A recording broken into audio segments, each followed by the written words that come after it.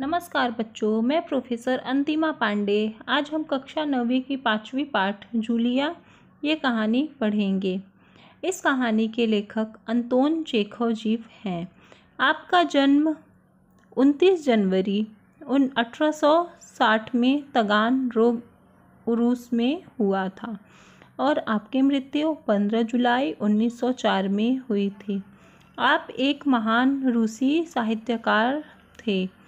आप एक प्रसिद्ध कथाकार और नाटककार भी थे। आपकी कहानियों में सामाजिक कुरीतियों का व्यंग्यात्मक चित्रण किया गया है, ऐसा आपकी कहानियों के माध्यम से पता चलता है। आपकी प्रमुख कृतियाँ जो है a dreary story, the wife ये उपन्यास है, Anna on neck, a bad business, the bird market, old age ग्रीसा आदि ये सब कहानी है। इवानोव, द चेरी ऑर्चर्ड आदि ये सब नाटक है। गद्य संबंधी जूलिया जो है ये एक एकांकी है। एकांकी का अर्थ है एक अंक वाला नाटक या काव्य। इसका आकार जो होता है वह छोटा होता है, इसके लिए इसे एकांकी कहा जाता है। इसमें एक ही कथा होती है। इसकी कथा व संवाद आदि से अंत तक रोचक और आकर्षक होते हैं। प्रस्तुत एकांकी में रचनाकार ने दब्बूपन त्याग कर अपने अधिकार न्याय के लिए सजग रहने हेतु प्रेरित किया है। इस एकांकी के माध्यम से लेखक ने हमें यह बताया है कि हमें किसी से दबने व डरने की बजाय अपने हक के लिए अगर ज़रूरत पड़े तो किसी से लड़ने का तो हमें लड़ जाना भी चाहिए। हमें अपने हक के लिए किसी के सामने दबना नहीं चाहिए, क्योंकि दब्बू लोगों का इस समाज में कोई जगह नहीं है। हम जिससे जितना दबेंगे लोग हमें उतना ही दबाएंगे। इसके लिए इस पाठ से हमें यह बताया गया है कि हमें किसी के सामने दबना नहीं चाहिए, बल्कि अपने हक के लिए सबसे लड़ जाना चाहिए। तो आइए जूलिया यह कहानी हम पढ़ना शुरू करते हैं। जूलिया जो कहानी है यह एक संवादात्मक कहानी है। इसमें यह बताया गया है कि किसी का हमें शोषण नहीं करना चाहिए, और अगर कोई किसी का शोषण कर रहा है तो हमें उसका विरोध भी करना चाहिए आदि ये सब बातें हमें इस कहानी के माध्यम से पता चलती है। बच्चों की गवर्नेस जूलिया वाल्सीदेवना आती है। जूलिया दबे स्वर में, आपने मुझे बुलाया था मालिक? गृहस्वामी, हाँ, बैठ जाओ जूलिया, खड़ी मत रहो। जूलिया बैठती हुई, शुक्रिया। गृहस्वामी, जूलिया मैं तुम्हारी तनख्वाह का हिसाब करना चाहता हूँ। मेरे ख्याल से तुम्हें पैसों की ज़रूरत होगी, और जितना मैं तुम्हें जान सका हूँ मुझे लगता है कि तुम अपने आप पैसे भी नहीं मांगोगे, इसलिए मैं खुद ही तुम्हें पैसे देना चाहता हूँ। हाँ, तो तुम्हारी तनख्वाह 30 रूबल महीना तय हुई थी ना? रूबल यानी रूस की मुद्रा, यानी वहाँ जो पैसा यूज़ होता है, जो पैसा इस्तेमाल किया जाता है उसे रूबल कहते हैं। जूलिया विनीत स्वर में, यानी नम्र स्वर में, जी नहीं मालिक, 40 रूबल। गृहस्वामी, नहीं भाई, 30। ये देखो डायरी, पन्ने पलटते हुए मैंने इसमें नोट कर रखा है। मैं बच्चों की देखभाल और उन्हें पढ़ाने वाली हर गवर्नेस को 30 रूबल महीना ही देता हूँ। तुमसे पहले जो गवर्नेस थी उसे भी मैं 30 रूबल ही देता था। अच्छा, तो तुम्हें हमारे यहाँ काम करते हुए 2 महीने हुए हैं? जूलिया दबे स्वर में, जी नहीं, 2 महीने 5 दिन। गृहस्वामी, क्या कह रही हो जूलिया? ठीक 2 महीने हुए हैं भाई, मैंने डायरी में सब नोट कर रखा है। हाँ, तो 2 महीने के बनते हैं 60 रूबल। लेकिन 60 रूबल तभी बनते हैं जब महीने में तुमने एक दिन भी छुट्टी न ली हो। तुमने इतवार को छुट्टी ली थी, छुट्टी मनाई है, उस दिन तुमने कोई काम नहीं किया, सिर्फ कोल्या को घुमाने के लिए ले गई हो। और ये तो तुम भी मानोगी कि बच्चे को घुमाने के लिए ले जाना कोई काम नहीं होता। इसके अलावा तुमने 3 छुट्टियां और ली है, ठीक है ना? तो इस जूलिया जो कहानी है, इसमें जूलिया और गृहस्वामी, जूलिया जो होती है वह गवर्नेस होती है, यानी काम करने वाली, बच्चा संभालने वाली, ये सब होती है, और गृहस्वामी यानी मालिक। उन दोनों के बीच संवाद होता है, यानी दोनों आपस में बात करते हैं। वो पहले जो गृहस्वामी होता है यानी मालिक जो होता है वह जूलिया को बुलाता है और उसको बैठने के लिए कहता है। फिर उसके बाद में पूछने लगता है कि तुम कितने रूबल में काम के लिए तैयार हुई थी। 30 रूबल। वो गृहस्वामी जो होता है वो अपने हिसाब से बताता है कि 30 रूबल तुमने लेने के लिए हामी भरी थी कि हाँ 30 रूबल में वह काम करेगी। लेकिन जूलिया के अनुसार जूलिया कहती है कि नहीं, वो 40 रूबल के लिए बोली थी।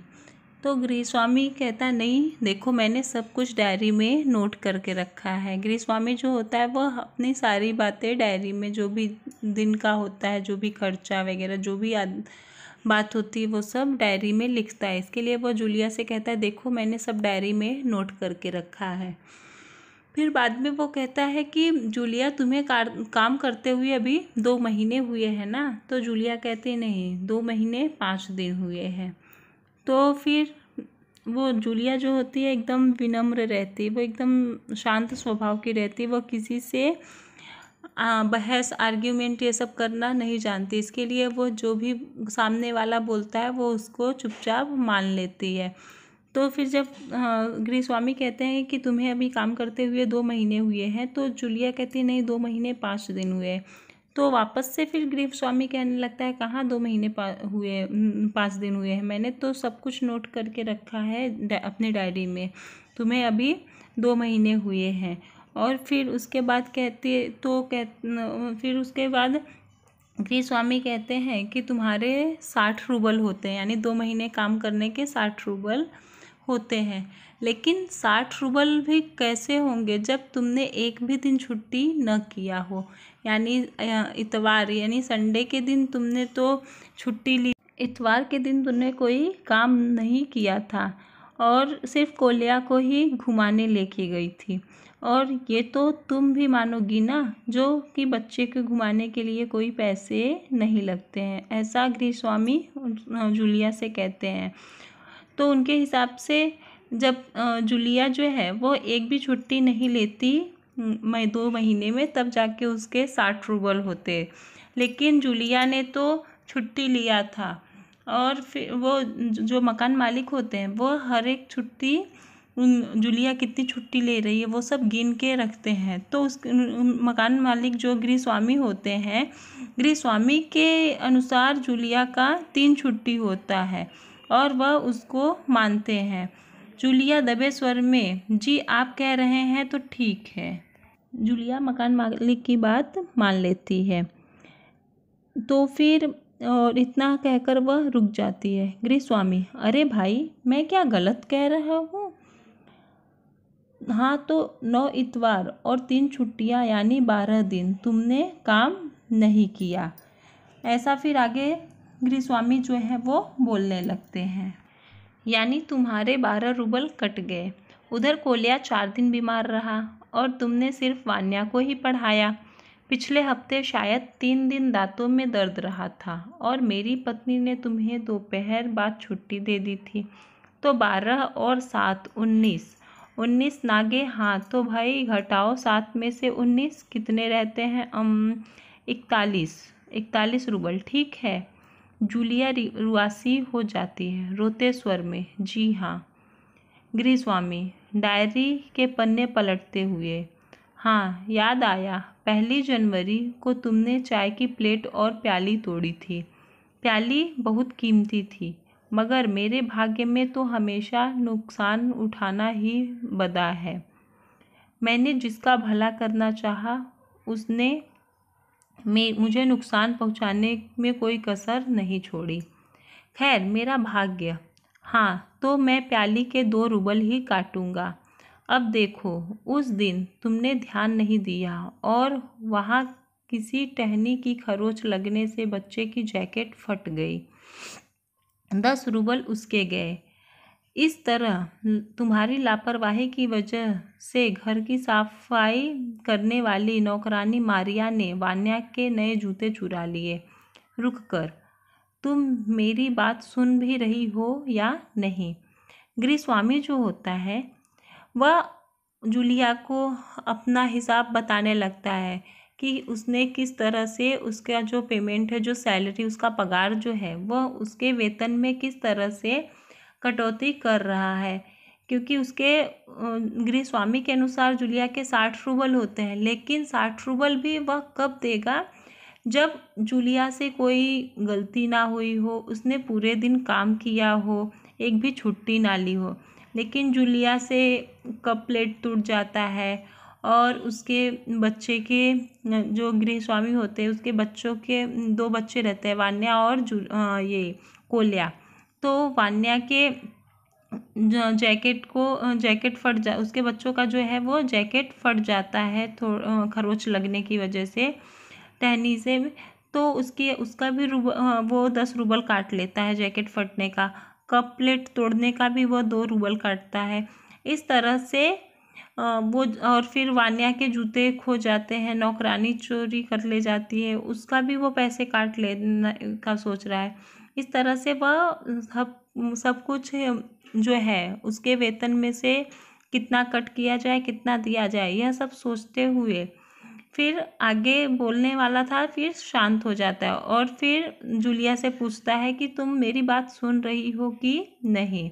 जूलिया मुश्किल से अपनी रुलाई रोकते हुए, जी सुन रही हूँ। गृहस्वामी, हाँ ठीक है। अब देखो भाई, तुम्हारा काम बच्चों को पढ़ाना और उनकी देखभाल करना है। तुम्हें इसी के तो पैसे मिलते हैं। तुम अपने काम में ढील दोगी तो पैसे कटेंगे या नहीं? मैं ठीक कह रहा हूँ ना? तो जूतों के 5 रूबल और कट गए। और हाँ, 10 जनवरी को मैंने तुम्हें 10 रूबल दिए थे। जूलिया लगभग रोते हुए, जी नहीं, आपने कुछ नहीं। हाँ, आगे नहीं कह पाती। गृहस्वामी, अरे क्या मैं झूठ बोल रहा हूँ? मैं डायरी में हर चीज़ नोट कर लेता हूँ। तुम्हें यकीन न हो तो दिखाऊं डायरी? डायरी के पन्ने यूं ही पलटने लगता है। तो जो जूलिया होती है वह अपनी सफाई में कुछ भी नहीं बोल पाती, सिर्फ वो इमोशनल हो जाती है और उसकी आंखों से आंसू बहने लगते हैं और वह रोने जैसी हो जाती है। लेकिन फिर भी वह अपने गृहस्वामी की एक भी बातों को काट नहीं पाती और गृहस्वामी जो होता है वह हर बात पे कहता है कि मैंने सब कुछ अपनी डायरी में नोट करके रखा है। और फिर वह जूते के भी 5 रूबल काट लेते हैं और उसके बाद 10 जनवरी को फिर वह बताता है, गृहस्वामी बताते हैं कि 10 जनवरी को उसने तुम्हें एडवांस में 10 रूबल दिया था। तो जब जूलिया कहती नहीं, आपने मुझे कोई भी पैसे कोई भी रूबल नहीं दिए थे। तो फिर से गृहस्वामी कहता है कि मैंने सब कुछ डायरी में नोट करके रखा है, दिखाऊं क्या? तो फिर जूलिया जो है और डायरी के पन्ने गृहस्वामी पलटने लगते हैं। जूलिया आंसू पोंछती हुई, आप कह रहे हैं तो आपने दिए ही होंगे। गृहस्वामी कड़े स्वर में, दिए होंगे नहीं, दिए हैं। ठीक है, घटाओ 27 41 में से बचे 14। क्यों, हिसाब ठीक है ना? जूलिया आंसू पीती हुई कांपती आवाज़ में, मुझे अभी तक एक ही बार कुछ पैसे मिले थे और वो मुझे मालकिन ने दिए थे, सिर्फ 3 रूबल, ज़्यादा नहीं। इस तरह से गृहस्वामी सब अपना हिसाब बताता है कि तुम्हारे सब कुछ काट के 14 रूबल होते हैं।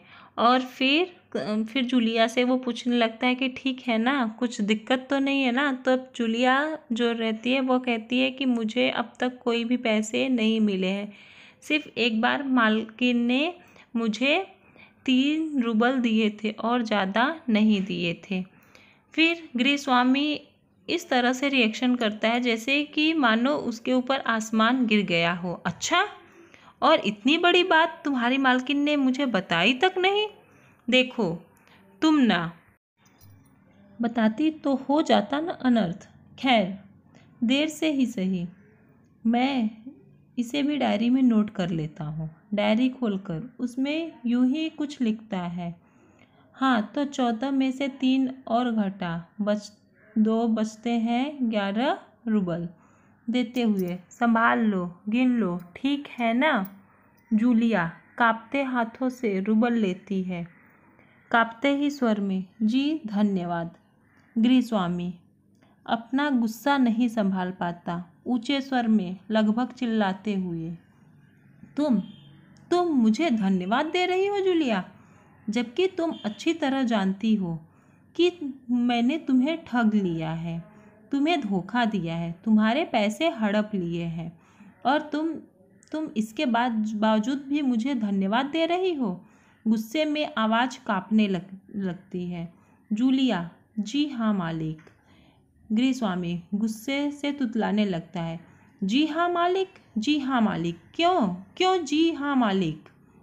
जूलिया डर जाती है भयभीत स्वर में, क्योंकि इससे पहले जहाँ मैंने काम किया है, जहाँ जहाँ भी काम किया, उन लोगों ने तो मुझे एक पैसा तक नहीं दिया।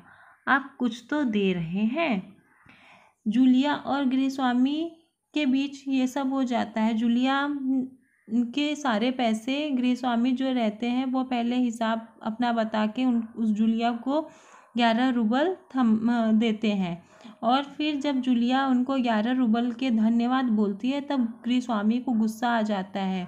गृहस्वामी जूलिया से उसके अंदर की जो भी बातें थी, यानी वो कितना किसी का शोषण सह रही है, किसी के हाँ कहने पे हाँ और ना कहने पे ना, यानी किसी की बातों को कुछ भी इनकार के बजाय वो सिर झुकाकर मान रही है, वह गृहस्वामी उसका नहीं देखना चाहते। वह उसको जूलिया मतलब अपने खिलाफ हुए अत्याचार का, अन्याय का बदला लेने के लिए उसको इस तरह से कह रहे थे। लेकिन फिर भी जूलिया जो थी वह किसी की बातों का उल्टा जवाब नहीं देती थी, और वो उसका हाँ में हाँ, और मतलब जो भी बातें होती थी उसकी बातें मान लेती थी। इसीलिए गृहस्वामी को गुस्सा आता है और वह कहते हैं कि तुम जानती हो कि मैंने तुम्हें हड़प लिया, यानी जो भी तुम्हारे पैसे तो बहुत थे, लेकिन मैंने तुम्हारे साथ गलत किया है, फिर भी तुम मुझे धन्यवाद दे रही हो। इसलिए ये जो गृह स्वामी होते हैं, मालिक जो होते हैं, उनको गुस्सा आता है। तो जूलिया फिर कहती है, वो भयभीत हो जाती है, वो एकदम डर जाती है और डरते हुए स्वर में कहती कि आपने तो मुझे कुछ पैसे दिए हैं, लेकिन इसके पहले जहाँ पे भी मैंने काम किया है उन्होंने तो मुझे एक भी पैसा नहीं दिया, तो उन लोगों के हिसाब से आप तो बहुत अच्छे हैं। इस तरह से जूलिया अपनी भावनाओं को गृहस्वामी के सामने व्यक्त करती है। गृहस्वामी क्रोध के कारण कांपते उत्तेजित स्वर में, उन लोगों ने तुम्हें एक पैसा तक नहीं दिया जूलिया? मुझे ये बात जानकर जरा भी आश्चर्य नहीं हो रहा है। स्वर धीमा कर, जूलिया मुझे इस बात के लिए माफ़ कर देना कि मैंने तुम्हारे साथ एक छोटा सा क्रूर मजाक किया, पर मैं तुम्हें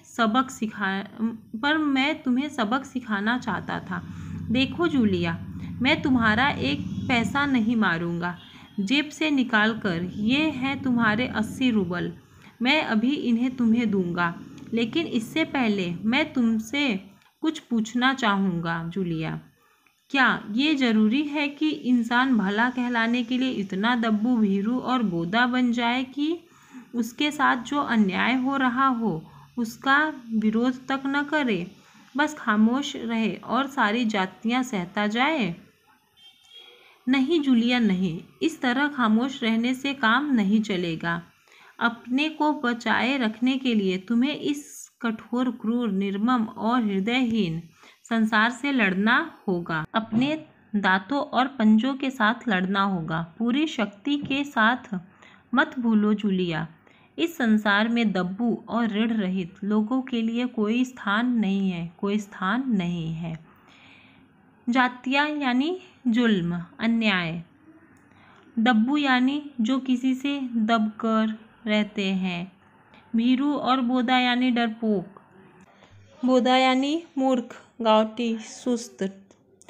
और निर्मम यानी जिसके अंदर बिल्कुल भी ममता ना हो, जो एकदम कठोर होता है।